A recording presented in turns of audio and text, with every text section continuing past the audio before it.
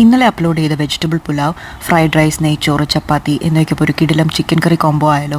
അപ്പോൾ chicken pieces ഇതുപോലെ മുളക് പൊടി, മല്ലിപ്പൊടി, മഞ്ഞൾപ്പൊടി, ഗരം മസാല, കുരുമുളക് പൊടി, ആവശ്യത്തിന് ഉപ്പും ചേർത്ത് മാരിനേറ്റ് ചെയ്ത് 30 മിനിറ്റ് മാറ്റി വയ്ക്കാം.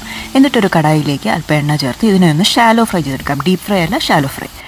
എന്നിട്ട് അതേ കടായിലേക്ക് അല്പം കൂടി എണ്ണ ഒഴിച്ച് ഇഞ്ചി, വെളുത്തുള്ളി, പച്ചമുളക് ബ്ലെൻഡറിലൊന്ന് ബ്ലെൻഡ് ചെയ്ത് അതും 3-4 സവാള കട്ട് ചെയ്തതും ചേർത്ത് നന്നായിട്ടൊന്ന് വഴറ്റി കൊടുക്കാം.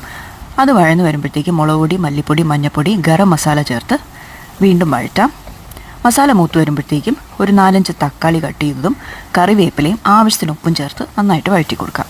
ഒരു ഗ്രേവി പരുവാകുന്നത് വരെ വഴറ്റി അടച്ചു വെച്ചൊന്ന് വേവിക്കാം. എണ്ണ തെളിഞ്ഞ് വന്നിട്ടുണ്ട്. എന്നിട്ട് നമ്മൾ മാറ്റി വെച്ചിരിക്കുന്ന ചിക്കൻ പീസസ്, ഷാലോ ഫ്രൈ ചെയ്ത് ചിക്കൻ പീസസ് ആഡ് ചെയ്ത് കൊടുത്തൊരു മിക്സും കൊടുത്ത് 2 കപ്പ് നല്ല തിളച്ച വെള്ളം ഒഴിച്ച് മൂടി വെച്ച് വേവിക്കുന്നു. ഒരു 10-25 മിനിറ്റ് ആകുമ്പോഴേക്കും നമ്മുടെ സൂപ്പർ ടേസ്റ്റി ആയിട്ടുള്ള chicken curry ready. Thanks a lot for watching. By.